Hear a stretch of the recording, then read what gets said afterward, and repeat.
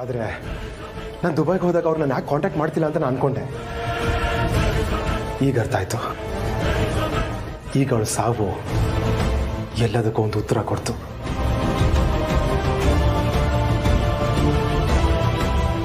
ಪಾಪ ನೀನು ಆ ದುಷ್ಟರಿಂದ ಮಾನಸಿಕವಾಗಿ ಅದೆಷ್ಟು ಹಿಂಸೆ ಪಟ್ಟಿರ್ತೋ ಏನೋ. ಅದನ್ನೆಲ್ಲ ನಾನು ಅರ್ಥ ಮಾಡ್ಕೊಳ್ದೆ ನಿನ್ನ ಬಗ್ಗೆ ತಪ್ಪು ತಿಳ್ಕೊಂಡು ತಾಳಿನೂ ಬಿಚ್ಚಿಟ್ಟು ಹೋಗ್ಬಿಟ್ಟಿದ್ದೆ. ಆ ಕೆಟ್ಟ ಹೆಂಗಸು ನಿನ್ನ ಥರನೇ ಅದು ಎಷ್ಟು ಜನಕ್ಕೆ ಹೀಗೆಲ್ಲ ತೊಂದರೆ ಕೊಟ್ಟಿದ್ಲೋ ಏನೋ. ಅದಕ್ಕೆ ಆ ದೇವರೊಳಗೆ ತಕ್ಕ ಜಾಸ್ತಿ ಮಾಡಿದ್ದಾನೆ. ಈಗ ಅರುಂಧತಿ ಇಲ್ವಲ್ಲ, ಇನ್ಮುಂದೆ ನಾವು ಆ ವಿಡಿಯೋಗೆ ಹೆದರ್ಕೊಳ್ಳೋ ಅಗತ್ಯ ಇಲ್ಲ ಅಲ್ವಾ ಪ್ರೀತು? ಹಾಗೆ ಹೇಳೋಕ್ಕಾಗಲ್ಲ. ಯಾಕಂದರೆ ಅವಳ ಹಿಂದೆ ಅವಳ ಅಣ್ಣನೂ ಇದ್ದ. ಅವನೇನ ಜೀವಂತವಾಗಿದ್ದಾನೆ. ಆದರೆ ಅವನಿಂದ ಸದ್ಯಕ್ಕೆ ಯಾವ ಫೋನ್ ಕಾಲ್ಸು ಬಂದಿಲ್ಲ. ಮೋಸ್ಟ್ಲಿ ಅವನ ತಂಗಿ ಕಳ್ಕೊಂಡ್ರೆ ದುಃಖದಲ್ಲಿರಬೇಕು. ಅವನ ದುಃಖ ಕಳೆಯೋಕ್ಕೂ ಮುಂಚೆ ನಾನು ಅವನಿಂದ ಪರ್ಮನೆಂಟಾಗಿ ಬಚಾವಾಗೋ ದಾರಿ ಹುಡುಕ್ಬೇಕು.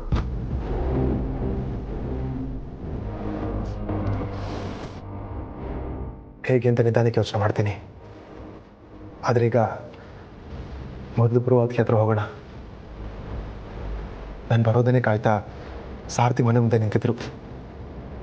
ನನ್ನ ಮೇಲೆ ಏನೋ ಅವ್ರಿಗೆ ಪ್ರೀತಿ ಇದೆ ಅಂತ ಆಯಿತು. ಆದರೂ ಮುಂದೆ ಹೋದಾಗ ಅದನ್ನು ಬಚ್ಚಿಡ್ತಿದ್ದಾರೆ ಅಷ್ಟೆ. ಮೊದಲು ಅವರಿಬ್ಬರನ್ನ ಮಾತಾಡಿಸಿ ದುಬೈಯಿಂದ ತಂದಿರೋ ಗಿಫ್ಟ್ಗಳನ್ನ ಕೊಡೋಣ. ಅವರಿಬ್ಬರ ಹತ್ರ ಮಾತಾಡೋದು ತುಂಬಾ ಇದೆ.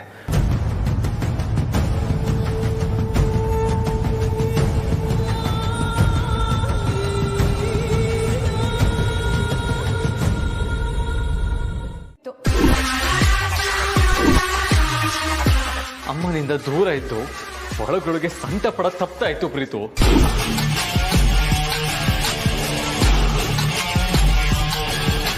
ನಮ್ಮ ಮನೆ ಒಗ್ಗಟ್ಟನ್ನ ನಾವೇ ನಮ್ಮ ಕೈಯಾರ ಮುರಿಯೋದು ತಪ್ತಾ ಇತ್ತು.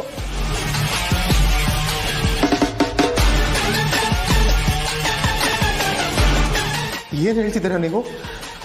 ನೀವು ಮೊಹಮ್ಮದ್ ಹತ್ರ ಆಸ್ತಿಲಿ ಭಾಗ ಕೇಳಿ ಮನೆಯಿಂದ ಆಚೆ ಬಂದಿದ್ದು ನಿನಗೋಸ್ಕರನೇ ಪ್ರೀತು.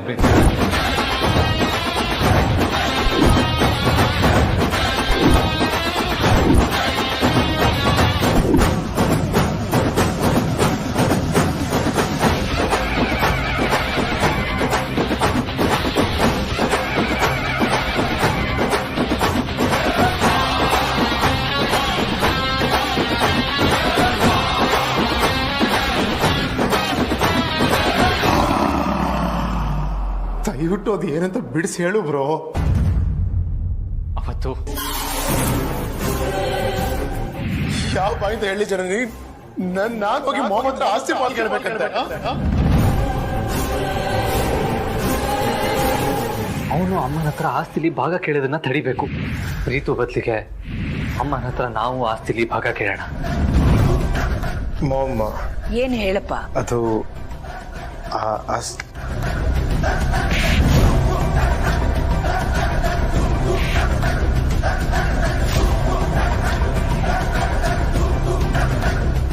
ನಮ್ಮ ಮನೆಯಲ್ಲಿ ಒಗ್ಗಟ್ಟಿಲ್ಲ. ನನಗೆ ಆಸ್ತಿಲಿ ಪಾಲ್ಬೇಕು.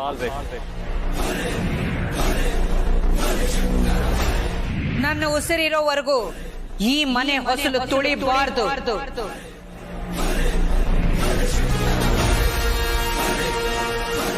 ಒಂದು ವೇಳೆ ನನ್ನ ಮಾತನ್ನು ಮೀರಿ ಬಂದ್ರೆ ಆ ಕ್ಷಣನೇ ನನ್ನ ಉಸಿರು ನಿಂತು ಹೋಗುತ್ತೆ.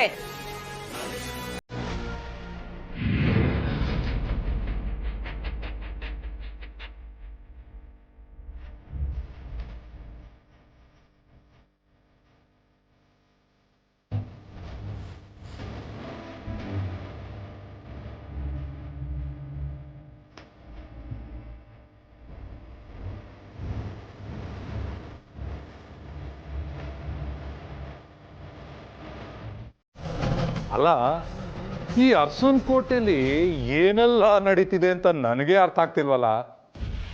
ದೊಡ್ಡ ಮಗ ತಾಯಿಗೆ ಡ್ರೈವರ್ ಆಗೋದಂತೆ. ಆ ರಘುರಾಮ ದೊಡ್ಡ ಸೊಸೆಗೆ ಬೈಕ್ ಎತ್ತಿಸೋದಕ್ಕೆ ಈ ಡ್ರೈ ಫ್ರೂಟ್ಸ್ ಉಂಡೆನ ಕಲ್ತು ಮಾಡಿ ತಗೊಂಡೋಗೋದಂತೆ. ಅದಕ್ಕೂ ಮೀರಿ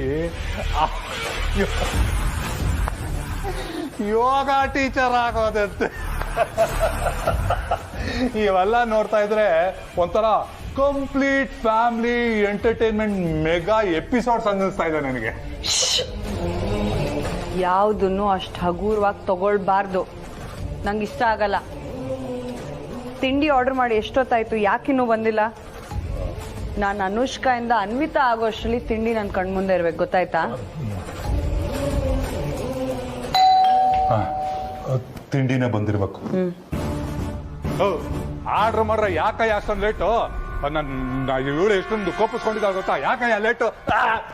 ಪ್ರೀತು ಅದೇ ಅದೇ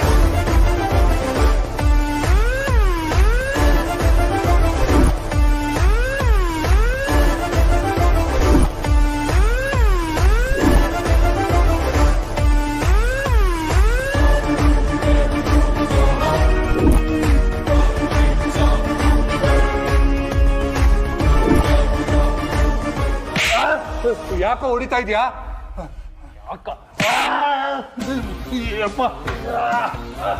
ಅರುಂಧತಿ ಫೋಟೋ ಸಖತ್ತಾಗಿ ಕಾಣಿಸ್ತಾ ಇದೆ. ಪಕ್ಕದಲ್ಲಿ ನಿನ್ ಫೋಟೋನ ಬಿದ್ರೆ ಸೂಪರ್ ಆಗಿದೆ.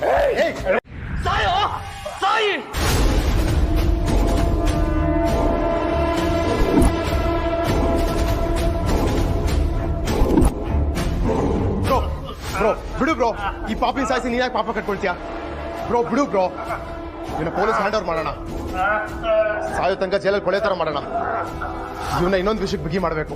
ಬ್ರೋ ಅದಕ್ಕೆ ಫೋನ್ ಮಾಡಿ ಲಗೇಜ್ ಪ್ಯಾಕ್ ಮಾಡ್ಕೊಳ್ಳಿ ಕೇಳು. ಇವನ್ನ ಪೊಲೀಸ್ಗೆ ಹ್ಯಾಂಡ್ ಓವರ್ ಮಾಡ್ತಿದ್ದಾಗೆ ನೀನು ಅದಕ್ಕೆ ಅರಸನ್ ಕೋಟೆಗೆ ವಾಪಸ್ ಬರೋರಂತೆ.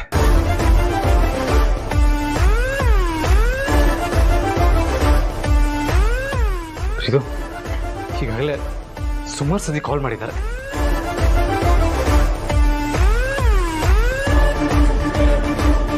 ಅಕ್ಕ, ಆದಿಭಾವ ಇಷ್ಟೊಂದು ಕೋಪ ಮಾಡ್ಕೊಂಡಿದ್ದನ್ನ ನಾನು ಯಾವತ್ತೂ ನೋಡಿಲ್ಲ. ಆ ರಾಣನು ಏನು ಕೂತ್ ಮಾತಾಡಿ ಸಮಸ್ಯೆನ ಬಗೆಹರಿಸ್ಕೊಳ್ಳೋ ಅಂಥವ್ನಲ್ಲ. ಅವರಿಬ್ರು ಹೋದಾಗಿಂದ ನಾವಿಬ್ರು ಎಷ್ಟು ಸರಿ ಫೋನ್ ಮಾಡಿದ್ದೀವಿ. ಒಂದು ಸರಿನಾದರೂ ಆದಿಭಾವ ಆಗಲಿ ಪ್ರೀತು ಆಗಲಿ ಫೋನ್ ರಿಸೀವ್ ಮಾಡಿದಾರ? ನಾವು ಇಷ್ಟೊಂದು ಟೆನ್ಷನ್ ಮಾಡ್ಕೊಂಡಿರ್ತೀವಿ ಅಂತ ಅವ್ರಿಗೆ ಗೊತ್ತಿರುತ್ತೆ ತಾನೆ. ಆದರೂ ಫೋನ್ ರಿಸೀವ್ ಮಾಡಿಲ್ಲ ಅಂದರೆ ಆ ರಾಣ ಆ ಜಗಳದಲ್ಲಿ ಮೋಸದಿಂದ ಇವರಿಬ್ಬರಿಗೆ ಏನಾದರೂ ತೊಂದರೆ ಮಾಡಿದರೆ?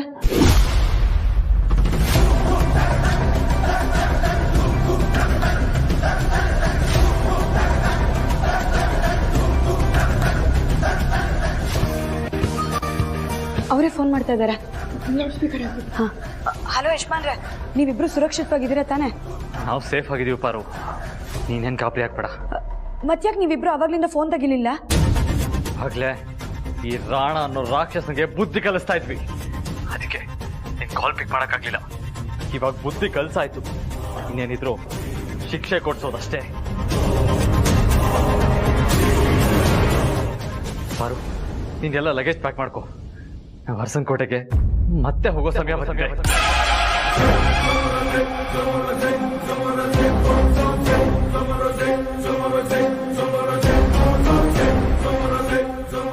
ಸರಿ, ಈ ರಾಣನ ಪೊಲೀಸಿಗೆ ಒಪ್ಪಿಸ್ಬರ್ತೀವಿ. ಬೇಡ ಯಜಮಾನ್ರೆ,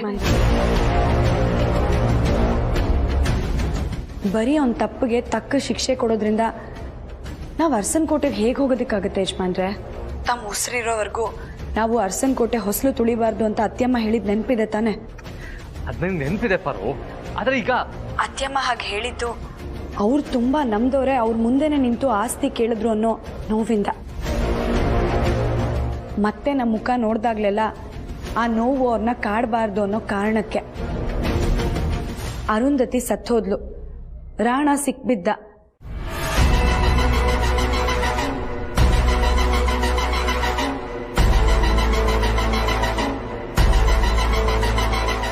ಈ ಅಮ್ಮ ಒಂದ್ ಸೆಕೆಂಡ್ ಕಣ್ ಮುಂದೆ ಬಂದೋಗ್ಬಿಟ್ನಲ್ಲಪ್ಪ. ಏ ಅಪ್ಪ, ಹಲೋ, ನಿಮ್ಮ ಫೋನ್ಗೋಸ್ಕರನೇ ವೇಟ್ ಮಾಡ್ತಿದ್ದೆ. ಅರಸನ್ ಕೋಟೆಯಿಂದ ಹೊರಗೆ ಬಂದ್ರಾ? ಅಲ್ಲಿಗೆ ಪಾರುಗೆ ಧ್ವನಿ ಬದಲಾಯಿಸಿ ರೋಪ್ ಹಾಕಿದ್ದು ನೀನೇ ಅಂತ ಕನ್ಫರ್ಮ್. ಈಗ ಅರಸನಕೋಟೆ ಹೊರಗಡೆ ಬಂದಿದ್ದೀನಿ. ಅಲ್ಲ, ಈ ದಿನ ನಿನ್ ಜೊತೆಗೆ ಇದ್ದಿದ್ದಕ್ಕೂ ಈಗ ಇರ್ತಿರೋದಕ್ಕೂ ಸಾರ್ಥಕ ಆಯ್ತು ನೋಡು. ಇನ್ನೇನು ನೇಣನ್ಕೊಂಡ್ಕೆ ಬಿದ್ದೇ ಬಿಡ್ತು ಅನ್ನೋಷ್ಟಲ್ಲಿ ನನ್ನನ್ನ ಬಚಾವ್ ಮಾಡಿ ಕರ್ಸ್ಕೊಳ್ತಿದ್ಯಲ್ಲ. ಇನ್ ಮುಂದೆ ನಿನ್ ಜೊತೆ ಬದುಕೋದಕ್ಕೆ ಸ್ವಲ್ಪ ಧೈರ್ಯ ಬಂದ್ಬಿಡ್ತು ನೋಡು. ಥ್ಯಾಂಕ್ಸ್ ಅನುಷ್ಕಾ. ಅವರೆಲ್ಲ ಎಲ್ಲಿ? ನೀವು ಬಂದ್ಮೇಲೆ ಅವ್ರು ಮತ್ತೆ ಅರಸನಕೋಟೆಗೆ ಹೋಗೋ ಪ್ಲಾನ್ ಇಲ್ಲ ತಾನೆ? ಇನ್ನವ್ರಿಗೆ ಆ ಧೈರ್ಯನೇ ಬರೋದಿಲ್ಲ ಅನ್ಕೋ. ಆ ವಿಡಿಯೋ ನೋಡಿ ಆದಿ ತಮ್ಮನ ಮೇಲೆ ನಂಬಿಕೆ ಕಳ್ಕೊಂಡ. ಅವನ್ ತಮ್ಮ ಅವನ ಹೆಂಡತಿ ಅವನಿಂದ ಓದು. ಪಾರ್ವತಿ? ಪಾರ್ವತಿನ? ಅಯ್ಯೋ ಅನು, ನೀನಿದ್ದು ಅವಳ ಮುಖ ನೋಡ್ಬೇಕಾಗಿತ್ತು. ಇನ್ನೇನ್ ಲೈಫೇ ಮುಗ್ದೋಯ್ತು ಅಂತ ಭಾರವಾದ ಹೆಜ್ಜೆ ಇಡ್ತಾ ಅವ್ರ ಅಪ್ಪನ ಮನೆ ಕಡೆಗೆ ಹೋದ್ಲು.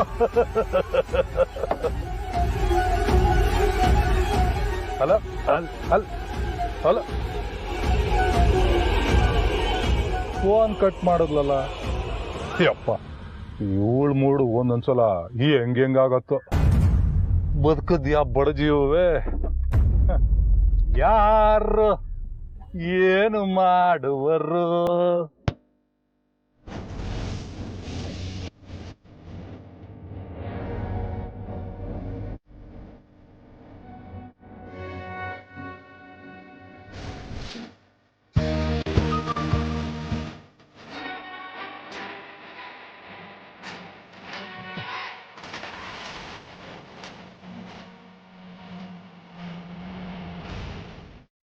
ಪಾರ್ವತಿ, ಕಾಲಲ್ಲಿ ಶಕ್ತಿನೇ ಇಲ್ದೇ ಇರೋ ತರ ನಡೀತಿದ್ಯಲ್ಲೇ.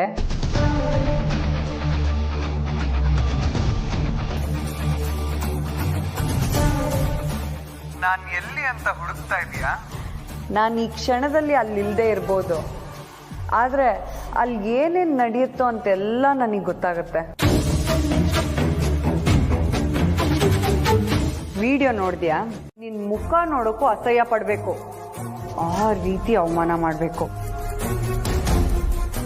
ಅರಸನಕೋಟೆಯಲ್ಲಿ ಏನೇ ನಡೆದ್ರೂ ನನಗೆ ಗೊತ್ತಾಗತ್ತೆ. ನಿನ್ ಎಕ್ಸ್ಟ್ರಾ ಬುದ್ಧಿ ಉಪಯೋಗಿಸ್ದೆ ನಾನು ಹೇಳ್ದಾಗ ಮಾಡಿದ್ರೆ ಎಲ್ರೂ ಬದುಕೊಳ್ತಾರೆ.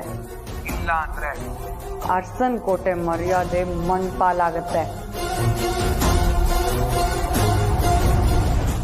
ಮರ್ಯಾದೆಗೆ ಹೆದರೋ ಅಖಿಲ ರಘುರಾಮ್ ಕೂಡ ನೇಣು ಹಾಕೊಂಡು ಮಣ್ಣು ಸೇರೋ ಹಾಗೆ ಮಾಡ್ಬೇಡ.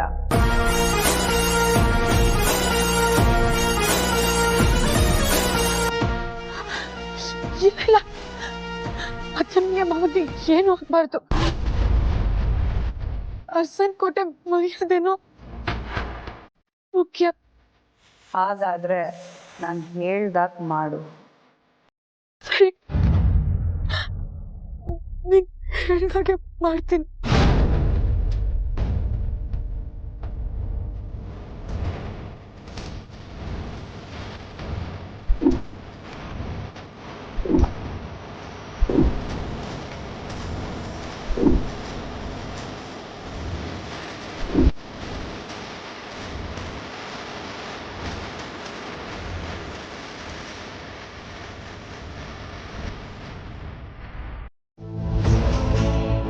ಆ ವಿಡಿಯೋ ನೋಡಿ ನಾನು ಜನನಿಗೆ ಮೋಸ ಮಾಡ್ಬಿಟ್ನ ಅಂತ ಗಿಲ್ಟಲ್ಲಿ ಒದ್ದಾಡಿದ್ದೀನಿ ಬ್ರೋ. ಜನನಿಂದ ಎಷ್ಟೋ ದಿನ ದೂರನೂ ಇದ್ದೆ. ಮಾಮ್ ಧರ್ಮಾಧಿಕಾರಿಯಾಗಿ ಮುಂದುವರಿಬೇಕಾಗಿದ್ದ ದಿನ ಅದೇ ನಿನ್ನ ಆಸ್ತಿಲಿ ಪಾಲ್ ಕೇಳಕ್ಕೆ ಸ್ವಲ್ಪ ಮುಂಚೆನೆ ಮೋನಿಕಾ ಗಂಡ ಸಿಕ್ಕಿ ನೀವೇನೂ ತಪ್ಪು ಮಾಡಿಲ್ಲ, ಅವಳು ನಿಮ್ಮನ್ನ ಬ್ಲ್ಯಾಕ್ ಮೇಲ್ ಮಾಡ್ತಿದ್ದಾಳೆ ಅಂತ ಅವ್ರು ಗ್ಯಾರಂಟಿ ಕೊಟ್ಟರು.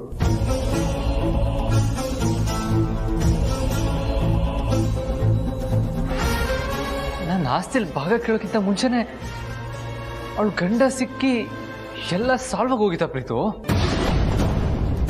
ಹೌದು ಭಾವ, ನೀವು ಮನೆ ಬಿಟ್ಟು ಹೋಗಿದ್ದ ದಿನಾನೇ ಅವಳು ಗಂಡ ಬಂದು ಅವಳನ್ನ ಕರ್ಕೊಂಡು ಹೋದ. ಬೇಕಾದ್ರೆ ಈಗಲೇ ಅವನಿಗೆ ಫೋನ್ ಮಾಡಿ ಹೇಳಿಸ್ತೀನಿ. ಬೇಡಮ್ಮ, ನಾನೇ ನಂಬ್ತೀನಿ. ಆದರೆ ಈ ವಿಷಯನ ಮೊದಲೇ ನನ್ನ ಗಮನಕ್ಕೆ ಯಾಕೆ ತರಲಿಲ್ಲ? ಆ ವಿಡಿಯೋ ಫೇಕೆ, ಅದ್ರ ಜನರ ಪಾಲಿಗೆ ಅದು ಸತ್ಯ ಬ್ರೋ. ಯಾಕಂದ್ರೆ ಆ ವಿಡಿಯೋದಲ್ಲಿರೋದು ನಾನೇನೋದು ನಿಜ.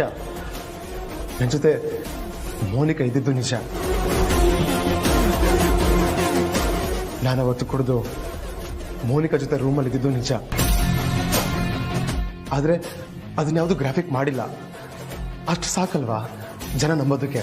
ನನ್ನನ್ನು ಚಿಕ್ಕ ವಯಸ್ಸಿಂದ ನೋಡಿರೋ ನೀನೇ ಒಂದು ಕ್ಷಣ ವಿಡಿಯೋ ನೋಡಿ ನಂಬಿಟ್ಟೆ. ಅಂಥದ್ರಲ್ಲಿ ಆ ವಿಡಿಯೋ ವೈರಲ್ ಆದರೆ ಜನ ನಂಬ್ತಾರ? ಇಡೀ ಅರಸನಕೋಟೆ ಮರ್ಯಾದೆನೇ ಬೀದಿ ಪಾಲಾಗ್ಬಿಡುತ್ತೆ ಬ್ರೋ. ಅದಕ್ಕೆ ಹೇಳಿಲ್ಲ.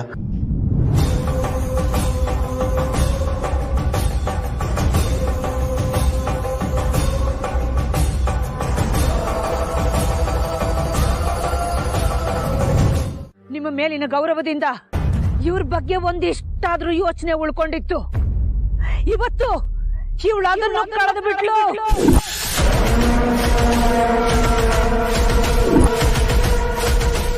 ನಿಮ್ ಉಪಚಾರ ಋಣ ನಮಗೇನು ಬೇಕಾಗಿಲ್ಲ.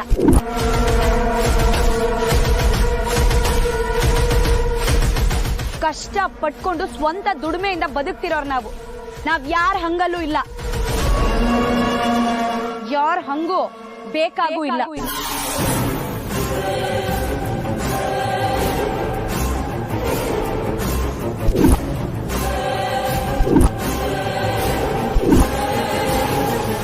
ಓ ಹೌದಾ? ಮತ್ಯಾಕ್ ನಮ್ಮ ಮನೆ ಬಾಗಿಲಿಗೆ ಬಂದು ನಿಂತಿದೀಯಾ?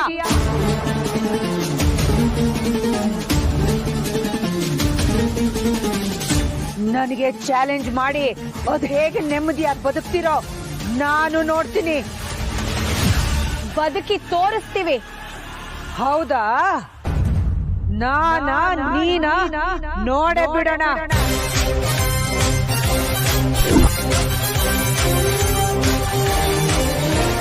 ಆಯ್ತು, ನೋಡೇ ಬಿಡೋಣ.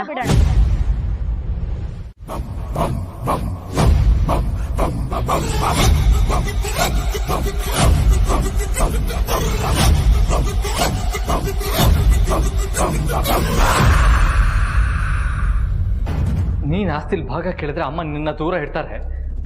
ನಿನಗೆ ಅದನ್ನ ಸಹಿಸ್ಕೊಳ್ಳೋದಕ್ಕಾಗಲ್ಲ ಅಂತ ನಾನು ಅಮ್ಮನ ಹತ್ರ ಹೋಗಿ ಆಸ್ತಿಲ್ ಭಾಗ ಕೇಳಿದೆ. ಆದ್ರೆ ಅಷ್ಟರಲ್ಲಾಗ್ಲೇ ನಿನ್ ಪ್ರಾಬ್ಲಮ್ಗೆ ಸೊಲ್ಯೂಷನ್ ಸಿಕ್ಕಿತ್ತು. ಛೇ, ನನ್ ಗಮನಕ್ಕೆ ಇದು ಬರಲೇ ಇಲ್ವಲ್ಲ ಪ್ರೀತು. ನಾನು ಅವತ್ತು ನಿನ್ನ ಹತ್ರ ಇಂಪಾರ್ಟೆಂಟ್ ವಿಷಯ ಮಾತಾಡಬೇಕು ಅಂತ ಬಂದೆ. ಅದನ್ನ ನೀನು ನಾನೆಲ್ಲಿ ಆಸ್ತಿಯಲ್ಲಿ ಭಾಗ ಕೇಳ್ಬಿಡ್ತೀನಿ ಅಂತ ಅನ್ಕೊಂಡು ನೀನು ಆಸ್ತಿಯಲ್ಲಿ ಭಾಗ ಕೇಳ್ಬಿಟ್ಟೆ. ಸಾರಿ ಪ್ರೀತು. ಆ ವಿಡಿಯೋ ನೋಡ್ತಿದ್ದ ಹಾಗೆ ಜೊತೆಲಿ ಹುಟ್ಟಿದ ತಮ್ಮನ ಮೇಲೆ ನಂಬಿಕೆ ಕಳ್ಕೊಂಡ್ಬಿಟ್ಟೆ. ಹೌದು, ಅರುಂಧತಿ ಸತ್ತು ಹೋದ್ಲು, ಅನುಷ್ಕಾ ಸತ್ತು ಹೋಗಿದ್ದಾಳೆ, ಅನನ್ಯ ಇನ್ನೂ ಜೈಲಲ್ಲೇ ಇದ್ದಾಳೆ. ಹಾಗಾದ್ರೆ ಫೋನ್ ಮಾಡಿ ನಿನ್ನ ಮೋನಿಕಾ ವಿಡಿಯೋ ಕಳಿಸ್ತೋರು ಯಾರು? ಅದೇ ಗೊತ್ತಾಗ್ತಿಲ್ಲ ಬ್ರೋ. ಕೊನೆ ಮೂಮೆಂಟಲ್ಲಿ ಇಡೀ ಸ್ಟೋರಿ ಟ್ವಿಸ್ಟ್ ಕೊಟ್ಬಿಟ್ರಲ್ಲ, ಯಾರು ಅಂತಾನೆ ಗೊತ್ತಾಗ್ತಿಲ್ಲ.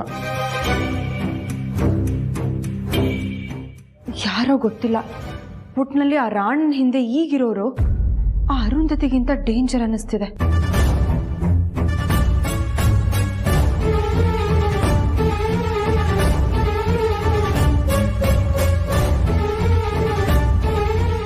ಮೊದಲು ಅವ್ರು ಯಾರು ಅಂತ ನಾವು ತಿಳ್ಕೋಬೇಕು. ಅವಾಗಲೇ ನಾನು ಪಾರು ಮನೆಗೆ ವಾಪಸ್ ಬರೋದಕ್ಕೆ ಸಾಧ್ಯ.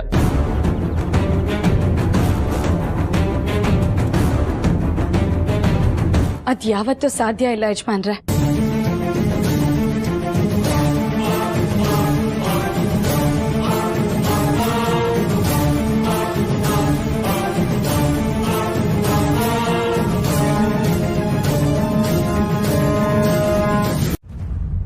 ನಿಮ್ ನಂಬಿಕೆನ ಉಳಿಸ್ಕೊಳ್ಳೋದಕ್ಕಾಗ್ಲಿಲ್ಲ ಯಜಮಾನ್ರೆ.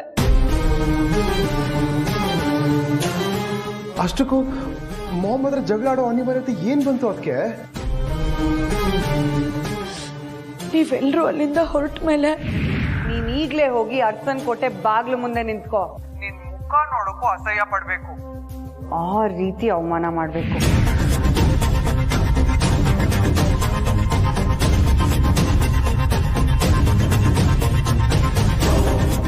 ಬನ್ನಿ ಹೊರಗೆ. ಅಲ್ಲ, ನನ್ ಗಂಡನ್ನ ಡ್ರೈವರ್ ಆಗಿ ಕರ್ಕೊಂಡೋಗೋದಕ್ಕೆ ಎಷ್ಟು ಧೈರ್ಯ ನಿಮ್ಗೆ? ನನಗೆ ಚಾಲೆಂಜ್ ಮಾಡಿ ಅದ್ ಹೇಗೆ ನೆಮ್ಮದಿಯಾಗಿ ಬದುಕ್ತಿರೋ ನಾನು ನೋಡ್ತೀನಿ.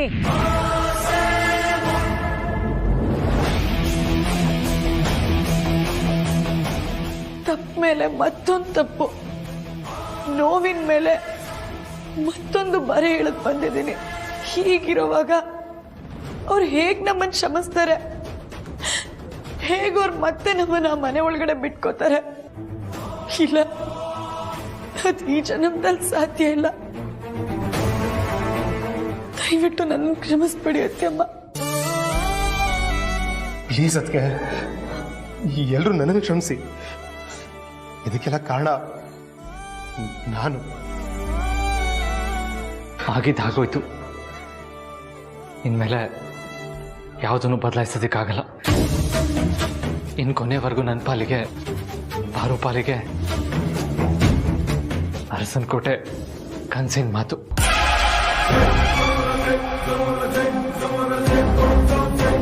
ಅರುಂಧತಿ ಸತ್ತು ಹೋಗಿದ್ದಾಳೆ, ರಾಣ ವೀಕ್ ಆಗಿರ್ತಾನೆ, ಇನ್ಮೇಲೆ ಯಾವ ಸಮಸ್ಯೆನೂ ಬರಲ್ಲ ಅಂತ ಅಪ್ಪ ಅಮ್ಮ ರಿಲ್ಯಾಕ್ಸ್ ಆಗಿರ್ತಾರೆ. ಆದರೆ ಅರುಂಧತಿನೇ ಮೀರ್ಸೋ ಕೈ ರಾಣ ಕೈ ಜೋಡಿಸಿದೆ ಅಂತ ಅಪ್ಪ ಅಮ್ಮಂಗೆ ಗೊತ್ತಾಗೋದು ಬೇಡ. ಈ ವಿಷಯ ನಮ್ಮ 4 ಜನದ ಮಧ್ಯನೇ ಇರಲಿ. ಹಾಗಂತ ಭಾಷೆ ಕೊಡಿ.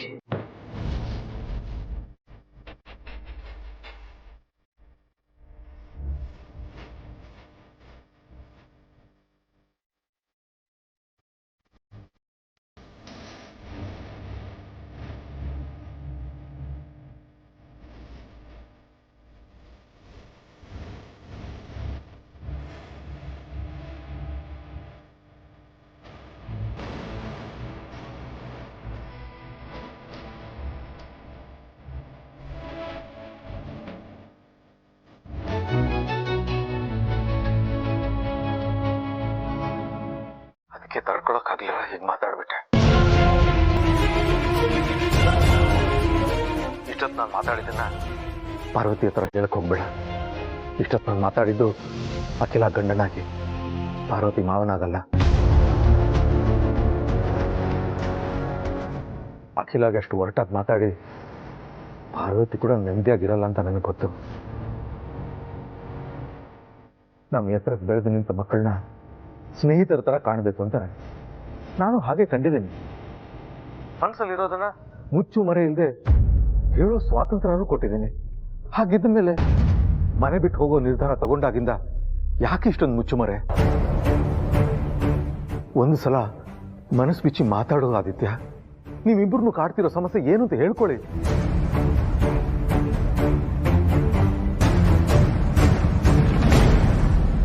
ಅದು ಯಾವ ಧರ್ಮ ಸಂತ ನಿಮ್ಮನ್ನು ಕಟ್ಟಾಕಿದೆ ಹೇಳಿ. ನಾನು ಹತ್ರ ಆಮೇಲೆ ಮಾತಾಡ್ತೇನೆ.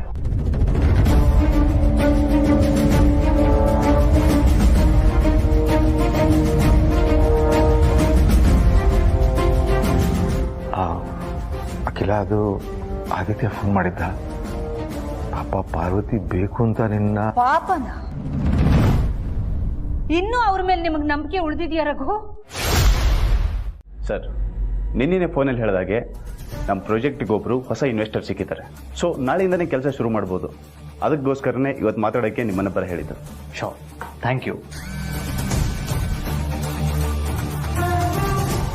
ಓ, ನಮ್ಮ ಇನ್ವೆಸ್ಟರ್ ಫೋನ್ ಮಾಡ್ತಾ ಇದ್ದಾರೆ.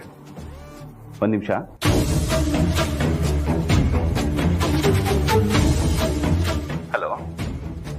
ಹಲೋ. ಕನ್ಫ್ಯೂಸ್ ಆಗಬೇಡಿ, ಏನೂ ಮಾತಾಡಬೇಡಿ. ನಾನು ಹೇಳೋದನ್ನ ಕೇಳಿಸ್ಕೊಳ್ಳಿ ಅಷ್ಟೇ. ನಿಮ್ಮ ಕಂಪನಿಗೆ ಇನ್ವೆಸ್ಟ್ ಮಾಡ್ತಿರೋದು ನಾನೇ, ಹೆಸರು ಬೇರೆಯವ್ರದಷ್ಟೇ. ನೀವು ಕೇಳಿದಷ್ಟು ದುಡ್ಡು ಸುರಿತಿದ್ದೀನಿ ಅಂದಮೇಲೆ ನಮಗೂ ಏನಾದರೂ ಲಾಭ ಇರಬೇಕು ತಾನೆ? ಲಾಭ ಅಂತ ಕೇಳ್ತಾ ಇರೋದು ಹಣದಲ್ಲ, ಕೆಲಸದಲ್ಲಿ. ನೀವು ಹೊಸದಾಗಿ ಸೇರ್ಸ್ಕೊಂಡಿದ್ರಲ್ಲ ಕೆಲಸಕ್ಕೆ, ಆ ಹುಡುಗ ಅವನನ್ನ ಈಗಿಂದೀಗಲೇ ಕೆಲಸದಿಂದ ತೆಗಿಬೇಕು. ಆದಿತ್ಯ ಅರಸನಕೋಟೆನ ನಿಮ್ಮ ಕಂಪನಿಯಿಂದ ತೆಗೆದು ಹಾಕಬೇಕು.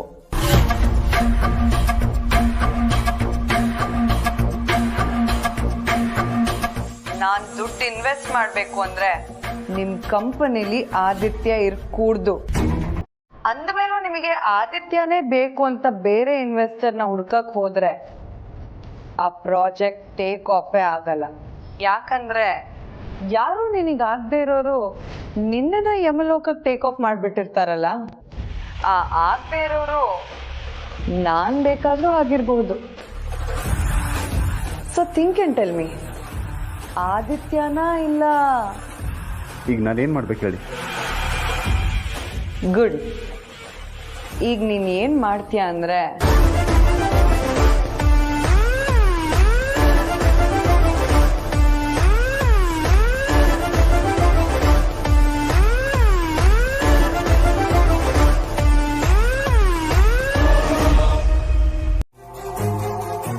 ನಿಮ್ ಮನೆಯವ್ರ ಮೇಲೆ ಸೇಡ್ ತೀರ್ಸ್ಕೊಳೋಕೆ ನಾನು ನನ್ನ ಅಮ್ಮನ್ನೇ ಕೊಂದೋಳು. ಇನ್ ಇದಕ್ಕೆ ಹೇಗೆ ಅವಕಾಶ ಮಾಡ್ಕೊಡ್ತೀನಿ? ಅದಕ್ಕೆ ಆದಿತ್ಯ ಇಂಟರ್ವ್ಯೂಗೆ ಹೋಗೋ ಸ್ಟಾರ್ಟ್ಅಪ್ ಕಂಪನಿ ಬಗ್ಗೆ ಡೀಟೇಲ್ಸ್ ತಿಳ್ಕೊಂಡು ಅದಕ್ಕೆ ಇನ್ವೆಸ್ಟರ್ ನಾನೇ ಅಂತ ಒಂದು ಪ್ರಪೋಸಲ್ ಕಳಿಸ್ದೆ. ಆದಿತ್ಯ ನನ್ಗೆ ಇನ್ನೇನು ಕೆಲಸ ಸಿಕ್ಕೇ ಬಿಡ್ತು, ನನ್ನ ಜೀವನಕ್ಕೊಂದು ದಾರಿ ಆಗೇ ಬಿಡ್ತು ಅಂತ ಅನ್ಕೊಳ್ಳೋಷ್ಟರಲ್ಲಿ ಅದಕ್ಕೆ ಒಂದು ಕಲ್ಲು ಹಾಕಿದೆ. ಎಸ್, ಪ್ರೀತು ವಿಡಿಯೋ ತೋರಿಸಿ ಆದಿ ಮತ್ತೆ ಅವನ ಬಾಲಾನುಭೂತಿಗಳು ನನ್ನನ್ನ ಅಖಿಲನ್ ಮುಂದೆ ಕರ್ಕೊಂಡೋಗಿ ನಿಲ್ಸೋದಕ್ಕೆ ಅಣೆಕಟ್ಟೆನೋ ಕಟ್ಟಿದ್ವಿ. ಬಟ್ ಈಗ ಅಖಿಲನ ಹೆಸರಲ್ಲಿ ನೀನ್ ಮಾಡಿದ ಕೆಲಸದಿಂದ ಅಖಿಲ ಮತ್ತೆ ಆದಿ ಮಧ್ಯೆ ಗೋಡೆ ಕಟ್ಟಕ್ಕಾಗತ್ತೆ ಅಂತ ನಿನ್ಗನ್ನಿಸ್ತಾ ಇದೆಯಾ? ಹೊಟ್ಟೆಗೆ ಬಿದ್ದ ವಿಷ ಮನುಷ್ಯನ್ನ ಕೊಲ್ಲುತ್ತೆ, ಅದೇ ಕಿವಿಗೆ ಬಿದ್ದ ವಿಷ ಇಡೀ ಸಂಬಂಧನೇ ಕೊಲ್ಲುತ್ತೆ.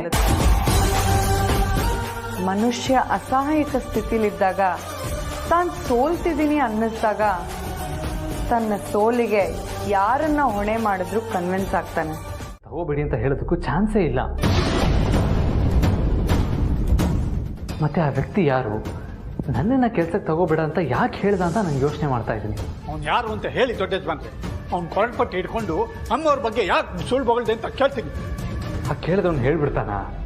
ಅಷ್ಟು ದೊಡ್ಡ ಸುಳ್ಳು ಹೇಳ್ದವನು ನಾನು ಕ್ರಾಸ್ ಚೆಕ್ ಮಾಡಿದ್ರೆ ಏನು ಹೇಳಬೇಕು ಅನ್ನೋದು ಯೋಚನೆ ಮಾಡಿರಲ್ವಾ?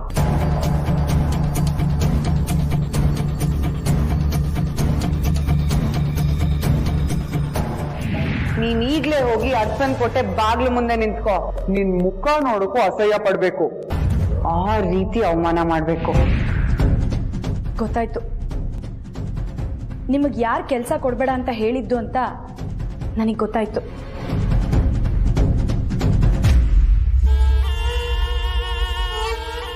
ಯಾರು? ಅತ್ತೆಮ್ಮನ ಜೊತೆ ನನಗೆ ಜಗಳ ಮಾಡೋದಕ್ಕೆ ಒತ್ತಡ ಹಾಕಿದ ವ್ಯಕ್ತಿನೇ.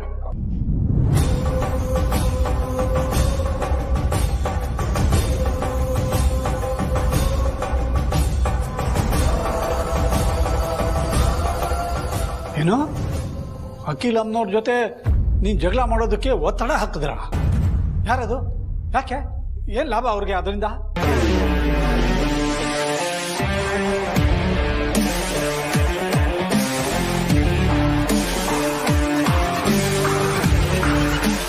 ಅದನ್ನು ಸಮಯ ಬಂದಾಗ್ಲೇ ಹೇಳ್ತೀರಾ? ಸರಿ ಬಿಡಿ.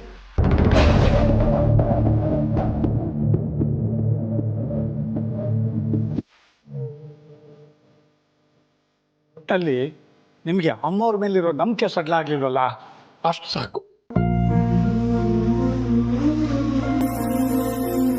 ಇದಲ್ದೆ ಹೋದ್ರೆ ಇನ್ನೊಂದು ಕೆಲಸ ಸಿಗುತ್ತೆ ಬಿಡಿ ದೊಡ್ಡ ಯಜಮಾನ್ರೆ. ನನಗೆ ಬೇಡ ಸರ್ತಿ, ನನಗೆ ಈ ಇಂಟರ್ವ್ಯೂ ಅಟೆಂಡ್ ಮಾಡಿ ಮಾಡಿ ಸಾಕಾಗೋಗಿದೆ. 10 ಕಂಪ್ನಿ ನಡೆಸುವಷ್ಟು ಅನುಭವ ಇದೆ, ಆದರೆ ಆ ಅನುಭವ ಯಾರಿಗೂ ಬೇಕಾಗಿಲ್ಲ. ನಾನು ಅಖಿಲಾಂಡೇಶ್ವರಿ ಅವ್ರ ಮಗ ಅನ್ನೋ ಒಂದೇ ಒಂದು ಕಾರಣಕ್ಕೆ ನಮ್ಮ ಕಂಪ್ನಿ ಜೊತೆ ಚೆನ್ನಾಗಿರೋರು ನನಗೆ ಕೆಲಸ ಕೊಡ್ತಾ ಇಲ್ಲ ಸಾರ್ಥಿ. ನಮ್ಮ ರೈವಲ್ ಕಂಪ್ನಿಯವರು ನನಗೆ ಕೆಲಸ ಕೊಡೋದಕ್ಕೆ ಮೇಲ್ ಬಿದ್ದು ಕಾಯ್ತಾ ಇದ್ದಾರೆ. ಲಕ್ಷ ಲಕ್ಷ ಸಂಬಳ ಕೊಡ್ತೀನಿ ಅಂತ ಹೇಳ್ತಾ ಇದ್ದಾರೆ. ಆದರೆ ಅಮ್ಮಂಗೆ ಅರ್ಸನ್ ಕೋಟೆಗೆ ಮೋಸ ಮಾಡಿ ನಾನು ಆ ನಿರ್ಧಾರ ತಗೊಳ್ಳೋದಕ್ಕಾಗಲ್ಲ. ನಾನು ಇನ್ಮೇಲೆ ಯಾವ ಕೆಲಸನೂ ಹುಡ್ಕಕ್ಕೆ ಹೋಗಲ್ಲ.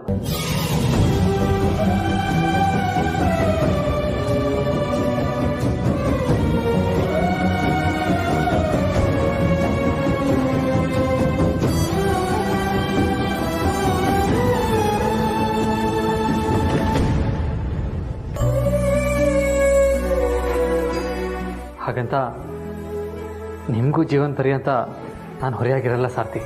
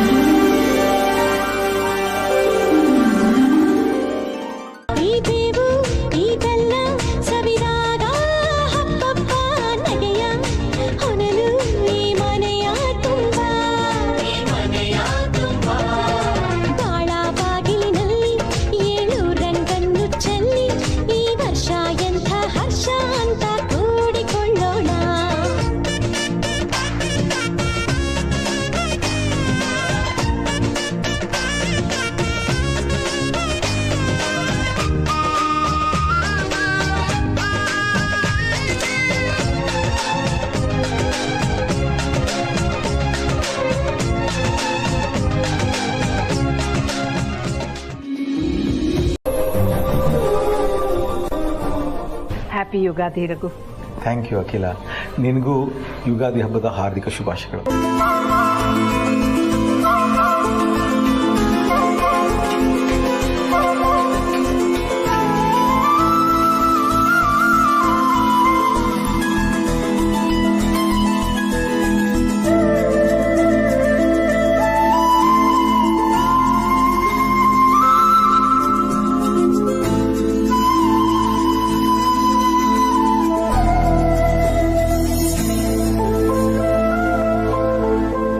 ಯುಗಾದಿ ಹಬ್ಬದ ಶುಭಾಶಯಗಳು ಯಜಮಾನ್ರೆ. ನಿನಗೂ ಹಬ್ಬದ ಶುಭಾಶಯಗಳು ಪಾರು. ಯುಗಾದಿ ಹಬ್ಬದ ಶುಭಾಶಯಗಳು ಅಪ್ಪ. ನಿಮಗೂ ಶುಭಾಶಯ ಕಣಮ್ಮ, ಒಳ್ಳೇದಾಗಲಿ.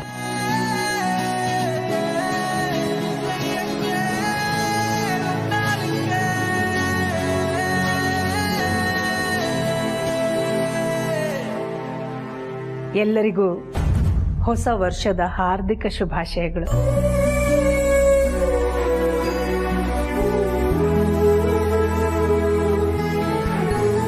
ಪಾರು, ನೀನು ಅಮ್ಮನ ಹತ್ರ ಹೊರಟಾಗಿ ಮಾತಾಡಿ ಡಿಸ್ಟರ್ಬ್ ಆಗಿದ್ಯಲ್ಲ, ಅದನ್ನ ನೋಡಿ ನಾನು ಎಲ್ಲಿ ನೀನು ಈ ಸತಿ ಹಬ್ಬ ಮಾಡ್ತಾ ಇಲ್ವ ಅಂತ ಅಂದ್ಕೊಂಡಿದ್ದೆ. ಅಖಿಲ, ನೆನ್ನೆ ನೀನು ಇದ್ದಿದ್ದು ಮೂಡ್ ನೋಡಿ ಇವತ್ತು ನಮ್ಮ ಮನೆಯಲ್ಲಿ ಯುಗಾದಿ ಹಬ್ಬದ ಸೆಲೆಬ್ರೇಷನ್ ಮಾಡ್ತೀವೋ ಇಲ್ವೋ ಅಂತ ಅಂದ್ಕೊಂಡಿದ್ದೆ. ನೋವಿಗಿಂತ ಸಂಭ್ರಮ ನನ್ನ ಕಣ್ಣು ಮುಂದೆನೇ ಇರೋವಾಗ ಸೆಲೆಬ್ರೇಟ್ ಮಾಡದೇ ಇರೋಕ್ಕಾಗತ್ತಾ ರಘು? ಅಲ್ವೇ ನಮ್ಮ ಜನನೇ?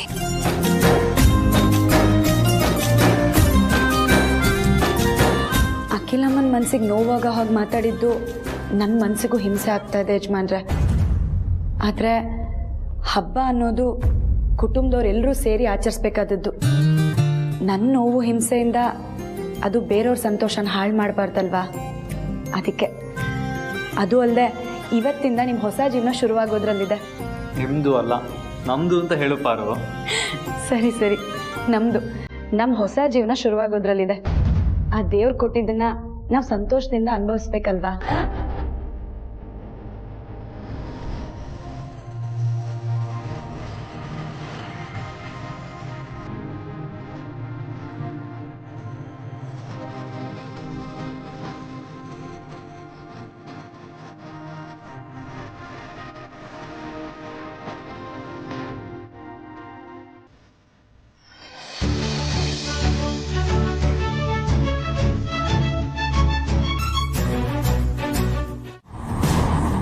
ಜನನಿ ಥರ ಪಾರ್ವತಿ ಕೈಲೂ ತೊಟ್ಲು ಕಟ್ಟಿಸ್ಬೇಕಲ್ಲ, ಆಗ ಅವಳು ಹೊಟ್ಟೆಲಿರೋ ಮಗು ಆರೋಗ್ಯವಾಗಿ ಕ್ಷೇಮವಾಗಿರುತ್ತೆ. ಆದರೆ ಈಗಿರೋ ಪರಿಸ್ಥಿತಿನಲ್ಲಿ ಅಖಿಲ ಪಾರ್ವತಿ ಕೈಯಲ್ಲಿ ಹರಕೆ ತೀರಿಸೋದಂತೂ ಆಗದ ಮಾತು. ಮಾವನಾಗಿ ನಾನಾದರೂ ಆ ಕರ್ತವ್ಯ ಮಾಡಬೇಕು. ಹೇಗೂ ಜನನಿ ತಿಂಡಿ ತಿಂದು ಸುಧಾರಿಸ್ಕೊಂಡು ಮೇಲೆ ದೇವಸ್ಥಾನಕ್ಕೆ ಹೋಗೋದು ಅಂತ ಅಖಿಲ ಹೇಳಿದ್ದಾಳೆ. ಅಷ್ಟರೊಳಗೆ ನಾನು ಪಾರ್ವತಿನ ದೇವಸ್ಥಾನಕ್ಕೆ ಕರ್ಕೊಂಡೋಗಿ ಹರಕೆ ತೊಟ್ಲು ಕಟ್ಟಿಸ್ಬಿಡ್ಬೇಕು. ಅಕ್ಕ, ನಾನು ಬಸರಿ ಅಂದಮೇಲೆ ನಾನು ಹರಕೆ ತೊಟ್ಟಲನ್ನ ಕಟ್ಟಬೇಕು ತಾನೆ. ಆದರೆ ಇವತ್ತು ಬೇಡ. ಇವತ್ತು ಹಬ್ಬದ ಊಟನ ಚೆನ್ನಾಗಿ ಊಟ ಮಾಡಿಕೊಂಡು ನಾಳೆ ಹೋಗಿ ಕಟ್ಬಿಟ್ಟು ಬರ್ತೀನಿ. ಅಖಿಲ, ಒಂದು ಅರ್ಜೆಂಟ್ ಕೆಲಸ ಇದೆ, ನನ್ನ ಫ್ರೆಂಡ್ ಮೀಟ್ ಮಾಡ್ಕೊಂಡು ಬರ್ತೀನಿ. ಎಲ್ಲೇ ಹೋಗೋದಿದ್ರು ತಿಂಡಿ ತಿನ್ಕೊಂಡು ಹೋಗಿರಕು. ಆಯಿತು ಅಖಿಲ.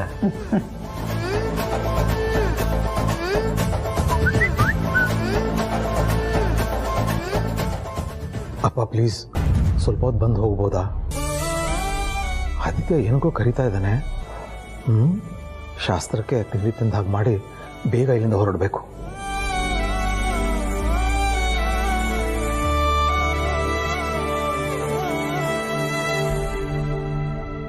ಆದಿತ್ಯ, ನಿನ್ನೆ ಕೇಳ್ತಿರೋದು ಆಟೋ ಓಡಿಸಿ ಜೀವನ ಮಾಡಬೇಕು ಅಂತಿದ್ಯಾ? ಹೌದಪ್ಪ, ಎಲ್ಲರ ಹತ್ರನೂ ಕೆಲಸ ಕೇಳ್ಕೊಂಡು ಹೋಗಿ ನನಗೆ ಸಾಕಾಯ್ತಪ್ಪ. ಅದಕ್ಕೆ ನಂದು ಅಂತ ಒಂದು ಆಟೋ ತಗೊಂಡು ಓಡಿಸೋಣ ಅಂತ ಅಂದ್ಕೊಂಡೆ. ಸಾರಥಿ ಸಹಾಯದಿಂದ ಸಾಲನೂ ಸಿಕ್ತು, ಕಂಟಿಯವ್ರ ಸಹಾಯದಿಂದ ಇವತ್ತು ಆಟೋನೂ ಬಂತು.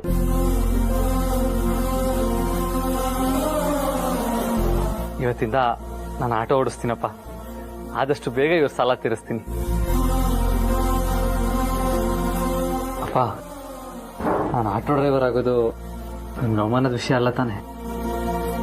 ಇಲ್ಲ ಆದಿತ್ಯ, ಹೆಮ್ಮೆ ಪಡೋ ವಿಷಯ. ಆದರೆ ಸಂಕಟನೂ ಆಗುತ್ತೆ. ಸಂಕಟ ಯಾಕಪ್ಪವ್ರೆ? ಮಗ ತಿಂಗಳ ಸಂಬಳಕ್ಕೆ ಯಾವನ್ ಮುಂದೆನೋ ಕೈ ಹೊಡೆದೆ ಸ್ವಂತವಾಗಿ ಏನೋ ಮಾಡಕೊಂಡವ್ರೆ. ಒಳ್ಳೇದಾಗ್ಲಿ ಅಂತ ತರಿಸಿ. ಹೌದು ಅಪ್ಪರೇ, ಇಷ್ಟು ದಿವಸ ದೊಡ್ಡ ಕಂಪ್ನಿಲಿ ಯಜಮಾನನ ಜಾಗದಲ್ಲಿ ಕೂತು ಸಾವಿರಾರು ಜನಕ್ಕೆ ಕೆಲಸ ಕೊಡ್ತಿದ್ರು. ಈಗ ಸಾವಿರಾರು ಜನ ಕಲ್ದೇ ಇದ್ರು ನೂರಾರು ಜನ ಕೆಲಸ ಕೊಡೋಂಗಾಗ್ಲಿ ಅಂತ ಹರ್ಸಿ ಅಪ್ಪರೇ.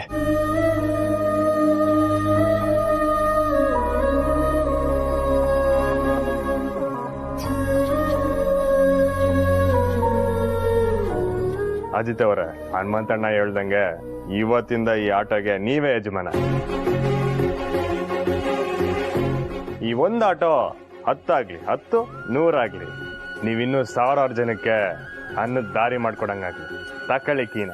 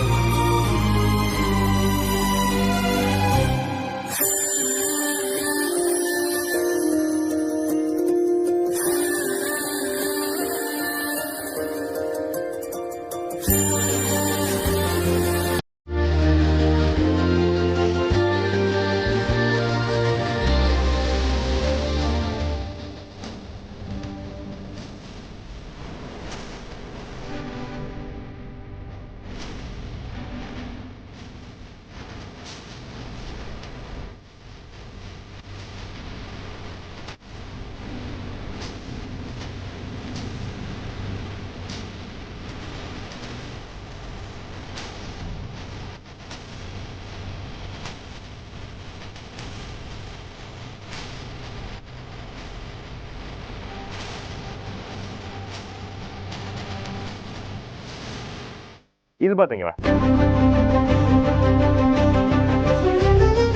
ಒಳ್ಳೆ ಶಿವಪಾರ್ವತಿ ಜೋಡಿ ಇದ್ದಂಗದೆ. ನಿಮ್ಮ ಈ ಸ್ವಾಭಿಮಾನದ ಜೀವನಕ್ಕೆ ಜಯ ಸಿಕ್ಕು. ನಮ್ಮವ್ವ ಕಾಯ್ತಿರ್ತಾರೆ, ನಾನು ಬರ್ತೀನಿ. 1 ನಿಮಿಷ.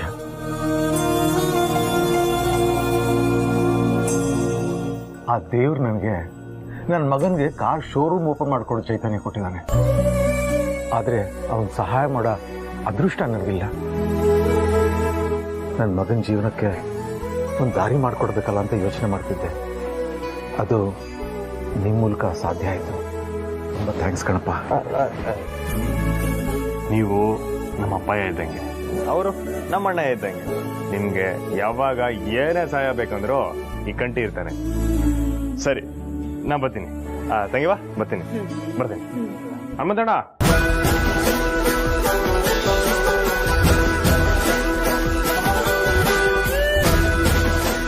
ಅಪ್ಪರೇ, ದೇವಸ್ಥಾನಕ್ಕೆ ಹೋಗ್ಬೇಕು ಅಂತಿದ್ರಲ್ಲ, ಹೊಸ ಆಟೋದಲ್ಲಿ ಹೋಗಿ ಬನ್ನಿ ಎಲ್ರು. ಓ ಹೌದಲ್ವಾ, ಒಳ್ಳೆ ಐಡಿಯಾ ಹನುಮಂತು. ನನ್ನ ಮಗನ ಹೊಸ ಆಟೋದಲ್ಲಿ ಮೊದಲನೇ ಪಯಣ ದೇವಸ್ಥಾನಕ್ಕೆ. ಹೋಗೋಣ.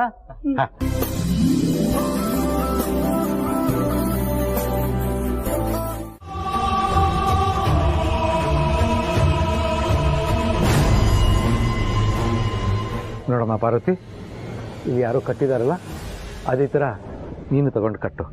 ತಗೋ.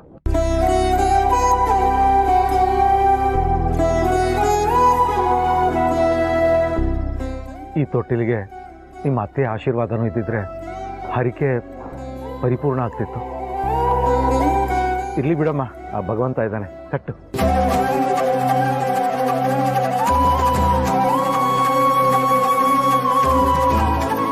ಭಗವಂತ, ಅರ್ಸನ್ ಕೋಟೆ ಮರ್ಯಾದೆನ ಕಾಪಾಡ್ಕೊಂಡು ಹೋಗುವಂತ ಮಗು ಹುಟ್ಲಿ. ಆ ಮಗು ಆರೋಗ್ಯವಾಗಿ ಸುರಕ್ಷಿತವಾಗಿರ್ಲಿ.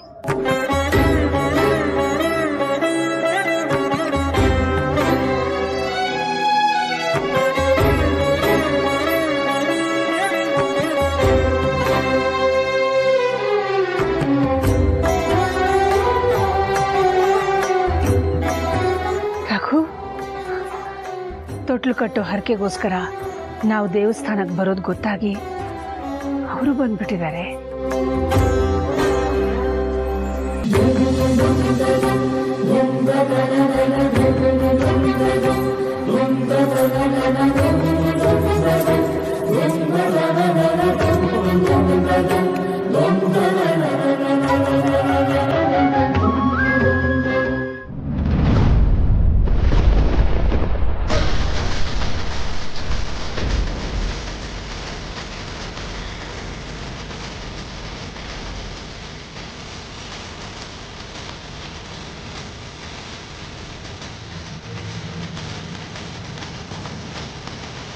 ಅವ್ರ ಇಚ್ಛೆ ಈಡೇರಿದಾಗ ಬಸರಿ ಸೊಸೆನ ಅತ್ತೆನೋ ಮಾವನೋ ಇಲ್ಲಿ ಕರ್ಕೊಂಡು ಬಂದು ಹರಕೆ ಮರಕ್ಕೆ ತೊಟ್ಲನ್ನ ಕಟ್ಟಿಸಿ ಪೂಜೆ ಮಾಡಿಸ್ತಾರೆ.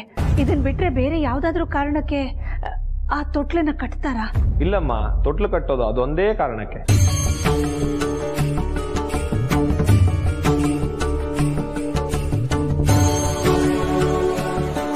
ಮತ್ತೆ ಅಲ್ಲಿ ಪಾರ್ವತಿ ಹರಕೆ ಮರಕ್ಕೆ ತೊಟ್ಲು ಕಟ್ತಿದ್ದಾಳೆ.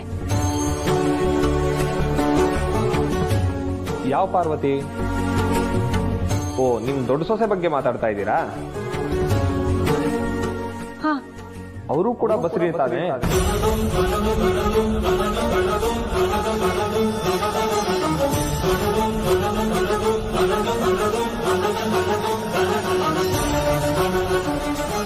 ಪಾರ್ವತಿ ಕೂಡ ಬಸರಿನಾ?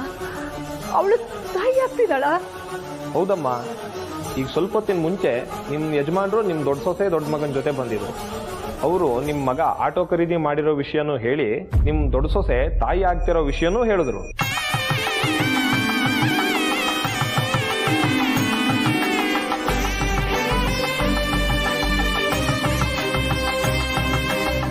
ಅವ್ರ ಕೈಲಿ ಹರಕೆ ತೊಟ್ಲನ್ನ ಕಟ್ಸೋದಕ್ ಬಂದಿದ್ದೀನಿ ಅಂತ ಹೇಳಿದ್ರು. ಅದನ್ನ ನಾನೇ ದೇವ್ರ ಮುಂದಿಟ್ಟು ಕೊಟ್ಟಿದ್ದೀನಿ ಅವ್ರಿಗೆ. ಯಾಕಮ್ಮ, ನಿಮ್ಗೆ ಈ ವಿಷಯ ಗೊತ್ತಿಲ್ವಾ?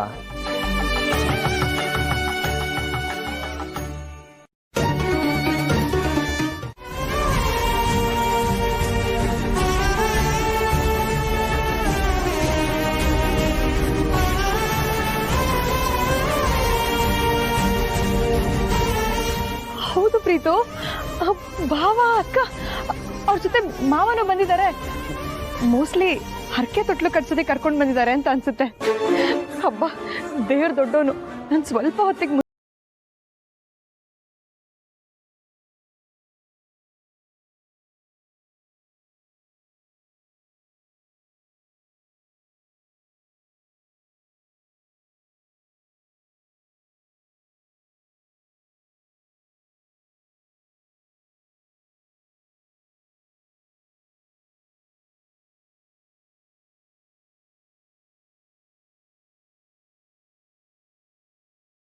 ಪ್ರೀತು, ಬೇಗ ಗಾಡಿ ತೆಗಿಯಪ್ಪ, ಮನೆಗೆ ಹೋಗೋಣ.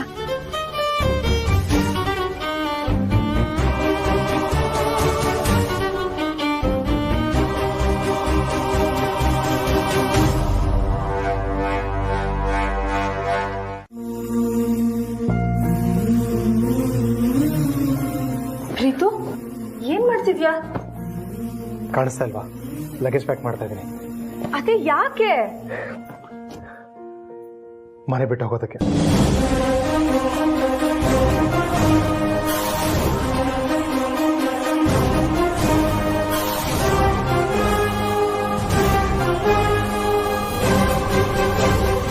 ನಾನು ನೀನು ಈ ಕ್ಷಣನೇ ಮನೆ ಬಿಟ್ಟು ಹೋಗೋಣ. ಯಾರಿಗೂ ಹೇಳೋದು ಬೇಡ.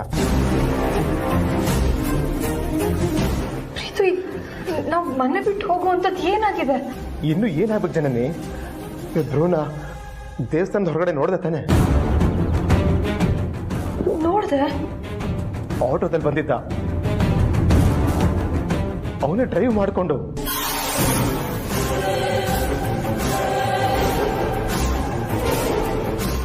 ಅಲ್ಲಿಗೆ ಅವನಿಗೆಲ್ಲೂ ಬೇರೆ ಕೆಲಸ ಸಿಗ್ತಾ ಇಲ್ಲ ಅಂತ ಆಟೋ ಡ್ರೈವ್ ಮಾಡಕ್ಕೆ ಡಿಸೈಡ್ ಮಾಡಿದಾನಂತ ತಾನೆ? ಅವನಿಗೆ ಈ ಪರಿಸ್ಥಿತಿ ಬರೋದಕ್ಕೆ ಕಾರಣ ಯಾರು? ನಾನ್ ತಾನೆ.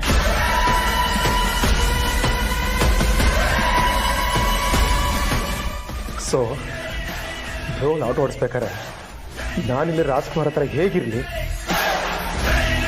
ಆ ಯೋಗ್ಯತೆನ ನಾನು ಉಳಿಸ್ಕೊಂಡಿದ್ದೇನೆ ಜನನಿ. ಅದಕ್ಕೆ ನಾನು ಈ ಮನೆ ಬಿಟ್ಟು ಹೋಗೋಣ ಅಂತ ತೀರ್ಮಾನ ಮಾಡಿದ್ದೀನಿ.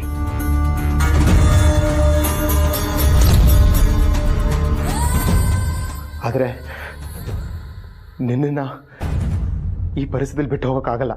ಅದಕ್ಕೆ ನೀನು ನನ್ನ ಜೊತೆ ಬಂದ್ಬಿಡು ಪ್ಲೀಸ್. ನಾವಿಬ್ರು ಅದಕ್ಕೆ ಜೊತೆ ಇರೋಣ.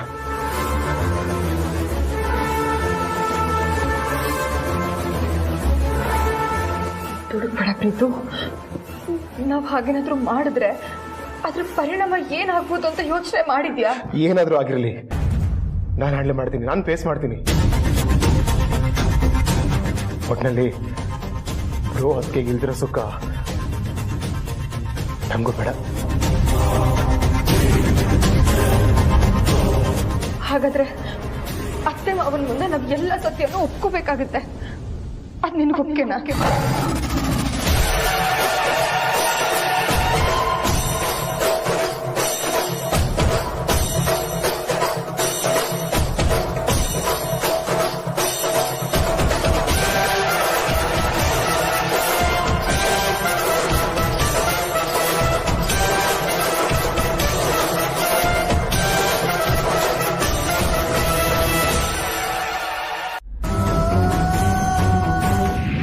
ಅಮ್ಮ ಆಗ್ತಾ ಇರೋ ವಿಷಯ ಇಡೀ ಅರ್ಸನ್ ಕೋಟೆ ಗೊತ್ತಾದ್ರೂ ಪರವಾಗಿಲ್ಲ, ಆದ್ರೆ ಅಮ್ಮಂಗ್ ಮಾತ್ರ ಗೊತ್ತಾಗ್ಬಾರ್ದು. ಓ, ಅಖಿಲನ್ ಮುಖ ನೋಡಿದ್ರೆ ಬಿಟ್ಟು ಬಾಣ ಸರಿಯಾದ ಕಡೆಗೆ ತಗಲಿದೆ ಅನ್ಸುತ್ತೆ.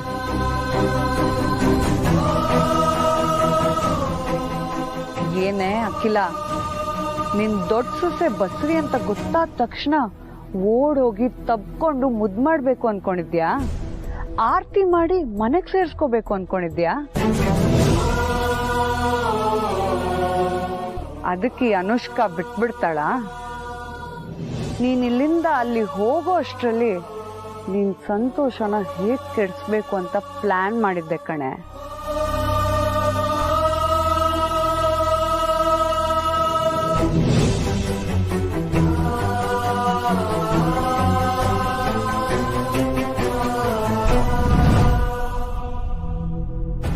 ಯಾಕೆ ಯಜಮಾನ್ರೆ, ನನ್ನ ತಾಯಿ ಆಗ್ತಿರೋ ವಿಚಾರ ಯಾರಿಗೆ ಗೊತ್ತಾದ್ರೂ ಪರವಾಗಿಲ್ಲ, ಅತ್ಯಮ್ಮಂಗೆ ಮಾತ್ರ ಗೊತ್ತಾಗ್ಲೇಬಾರ್ದು ಅಂತ ಹೇಳಿದ್ರಿ. ಯಾಕೇನಾಯ್ತು?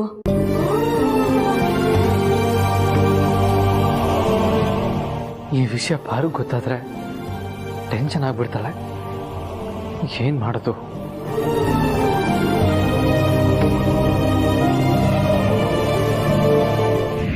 ಈಗ್ಲೇ ಹೋಗಿ ಅರ್ಸನ್ ಕೋಟೆ ಬಾಗ್ಲು ಮುಂದೆ ನಿಂತ್ಕೋ. ನಿನ್ ಮುಖ ನೋಡಕ್ಕೂ ಅಸಹ್ಯ ಪಡ್ಬೇಕು. ಆ ರೀತಿ ಅವಮಾನ ಮಾಡ್ಬೇಕು. ನನಗ್ ಬಂದ ಅನಾಮಿಕ ಕರೆ ನಿಮ್ಗೂ ಬಂದಿತ್ತಾ? ಯಜಮಾನ್ರೆ, ನನ್ನ ಹತ್ರ ಮುಚ್ಚು ಮರೆ ಬೇಡ. ನಾನು ಮನ್ಸಿಗೆ ಹಚ್ಕೊಂಡು ಕೊರಗ್ತೀನಿ ಅನ್ನೋ ಆತಂಕನೂ ಬೇಡ. ಯಾಕೆ ಅಂದ್ರೆ ನನ್ನ ಜೊತೆ ನೀವು, ಜನನಿ, ನನ್ನ ಮೈದ್ನ ಎಲ್ಲರೂ ಇದ್ದೀರಾ. ಹೇಳಿ ಯಜಮಾನ್ರೆ, ಆ ಅನಾಮಿಕ ವ್ಯಕ್ತಿಯಿಂದ ಕರೆ ಬಂದಿತ್ತಾ? ನನ್ನ ತಾಯಿ ಆಗ್ತಾರೋ ವಿಚಾರನ ಹೇಳ್ಬಾರ್ದು ಅಂತ ಅವಳೇನಾದ್ರೂ ಹೆದರ್ಸಿದ್ಲಾ? ಯೋಚನೆ ಮಾಡಬೇಡಿ ಯಜಮಾನ್ರೆ. ಹೇಗೋ ಅತ್ಯಮ್ಮಂಗೆ ನಾನು ತಾಯಿ ಆಗ್ತಾರೋ ವಿಚಾರ ಹೇಳಬೇಕು ಅನ್ನೋ ಉದ್ದೇಶ ಇಬ್ಬರಲ್ಲೂ ಇರಲಿಲ್ಲ ಅಲ್ವಾ?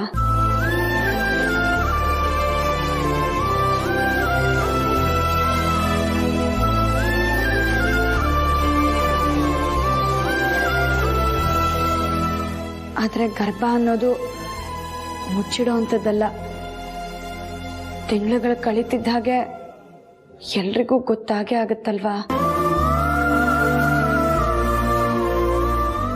ಆದರೆ ನಾವು ಈಗ ಯಾವ ಮನಸ್ಥಿತಿಗೆ ತಲುಪಿದೀವಿ ನೋಡಿ. ಈ ಜನ್ಮದಲ್ಲಿ ಅತ್ಯಮ್ಮಂಗೆ ನನ್ನ ತಾಯಿ ಆಗ್ತಿರೋ ವಿಚಾರ ಗೊತ್ತಾಗದ್ ಬೇಡ ಅಂತ ಅನ್ನಿಸ್ತಾ ಇದೆ.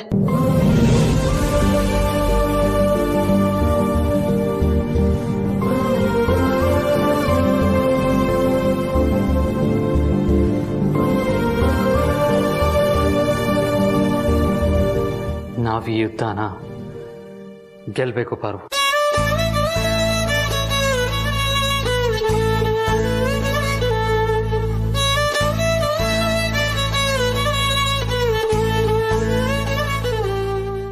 ನಾನು ಆಸ್ತಿ ಕೊಡದೆ ಮನೆಯಿಂದ ಹೊರಗಾಗದೆ ಅಂತ ನನ್ನ ವಿರುದ್ಧ ಯುದ್ಧ ನಡೆಸ್ತಿದಾರ. ಅದು ನನ್ನ ಇನ್ನೊಂದು ಮೊಮ್ಮಗು ಅವ್ರ ಹೊಟ್ಟೆಲ್ ಬೆಳೀತಿರೋ ವಿಷಯ ಮುಚ್ಚಿಟ್ಟು. ಅಮ್ಮನ ಮೇಲೆ ಯಾವತ್ತೂ ಒಂದ್ಸಲ ಅನುಕಂಪ ಹುಟ್ಟಿ ನಿನ್ನ ತಾಯಿ ಆಗ್ತಾ ಇರೋ ವಿಷಯನ ಹೇಳ್ಕೋಬೇಡ. ಈಗಲೇ ಎಚ್ಚರಿಸ್ತಾ ಇದ್ದೀನಿ.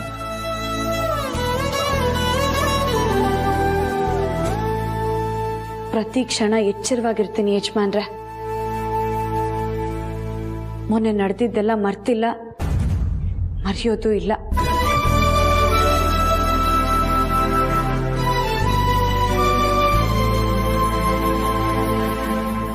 ನಾನ್ ತಾಯಿ ಆಗ್ತಾ ಇರೋದನ್ನ ಈ ಜನ್ಮದಲ್ಲಿ ನಾನೇ ಅತ್ತೆಯಮ್ಮಂಗೆ ಹೇಳೋದಿಲ್ಲ.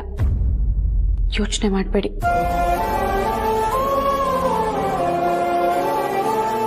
ಅವ್ರಿಗೆ ಹೇಳಕ್ ಇಷ್ಟ ಇಲ್ಲ ಅಂದಮೇಲೆ ನಾನು ಗೊತ್ತಾಗದೆ ಇರೋಳ್ ಥರಾನೇ ಇರೋದೇ ಒಳ್ಳೇದು.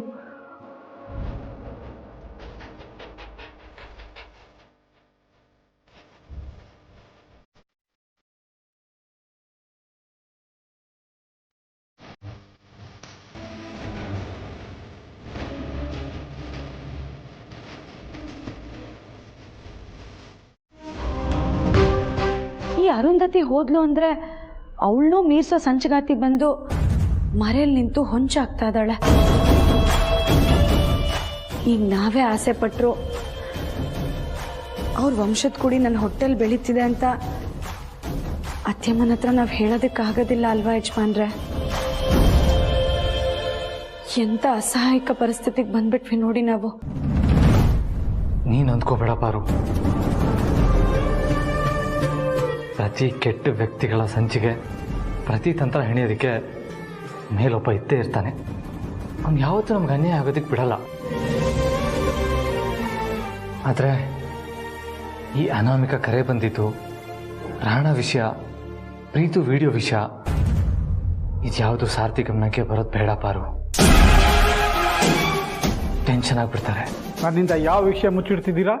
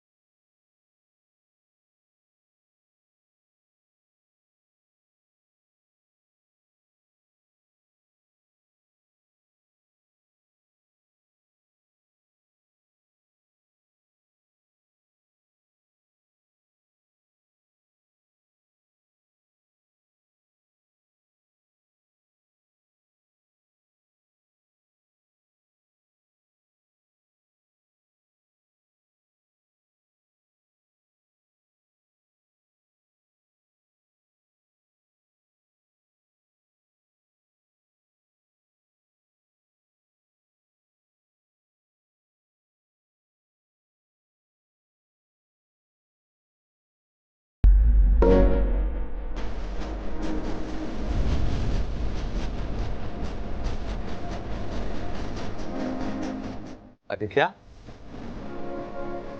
ಅಪ್ಪ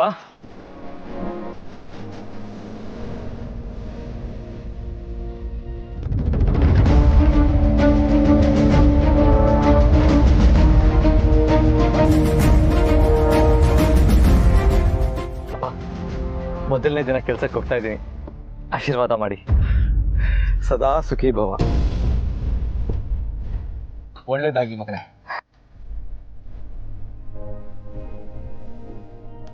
ನಾನು ಓದ್ ಮುಗಿಸಿ ಮೊದಲನೇ ದಿನ ಕೆಲ್ಸಕ್ಕೆ ಹೋದಾಗ ನಿಮ್ಮ ಆಶೀರ್ವಾದ, ಅಮ್ಮನ ಆಶೀರ್ವಾದ, ಇಬ್ಬರ ಆಶೀರ್ವಾದನೂ ಸಿಕ್ಕಿತ್ತು. ಆದ್ರೆ ಇವತ್ತು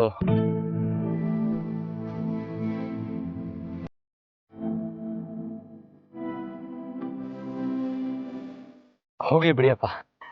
ಇವತ್ತು ನಿಮ್ಮೊಬ್ಬರ ಆಶೀರ್ವಾದ ಆದರೂ ಸಿಕ್ತಲ್ವಾ, ಅದೇ ನೆಮ್ಮದಿಯಪ್ಪ. ದೊಡ್ಡ ಯಜಮಾನ್ರೆ, ನಮ್ಗಳಿಗೆಲ್ಲ ನಿಮ್ಮ ಹತ್ರ ಕೆಲಸ ಮಾಡ್ತಿರೋದು ತುಂಬ ಹೆಮ್ಮೆ ಅನ್ನಿಸ್ತಾ ಇದೆ. ಆದರೆ ನಮ್ಮ ಸ್ನೇಹಿತರು ಸಂಬಂಧಿಕರು ಅರ್ಶನ್ ಕೋಟೆಯಲ್ಲಿ ನೀನು ಗೇಟ್ ಕಾಯೋದು ಅಂತ ನಿಲ್ಲಿಸ್ತಾರೆ. ಅದು ಸಾಲದು ಅಂತ ನನ್ನ ಹೆಂಡತಿ ಈ ಸೆಕ್ಯೂರಿಟಿ ಕೆಲಸ ಬಿಟ್ಬಿಡು, ಬೇರೆ ಯಾವ್ದಾದ್ರು ದೊಡ್ಡ ಕೆಲಸ ನೋಡ್ಕೊಂತಾಳೆ. ಆದರೆ ನಾನು ಅವಳಿಗೆ ಒಂದು ಮಾತು ಹೇಳ್ತೀನಿ, ನೋಡು, ಅರ್ಶನ್ ಕೋಟೆಯಲ್ಲಿ ಕಸ ಹೊಡೆಯೋರ್ಗೊಂದು ಮರ್ಯಾದೆ ಇದೆ ಅಂತ. ದೊಡ್ಡ ಯಜಮಾನ್ರೆ, ಈ ಅರ್ಶನ್ ಕೋಟೆಗೆ ತಂದೆ ತಾಯಿಗೆ ನೀವು ತಕ್ಕ ಮಗ.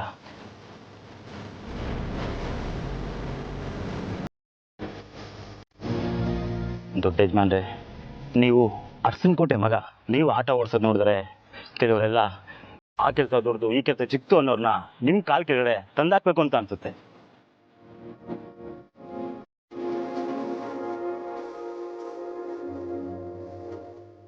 ಅಪ್ಪ, ಏನಿದು ಬಾಕ್ಸ್?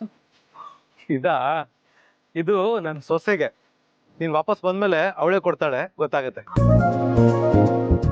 ಈಗ ಹುಷಾರಾಗಿ ಹೋಗ್ಬಾ, ಒಳ್ಳೇದಾಗಿ. ಆಲ್ ದ ಬೆಸ್ಟ್ ಮಗನೇ. ಥ್ಯಾಂಕ್ಸ್ ಅಪ್ಪ. ದೊಡ್ಡ ಯಜಮಾನ್ರೆ, ಒಳ್ಳೇದಾಗ್ಲಿ. ಥ್ಯಾಂಕ್ಸ್ ರಮೇಶ್.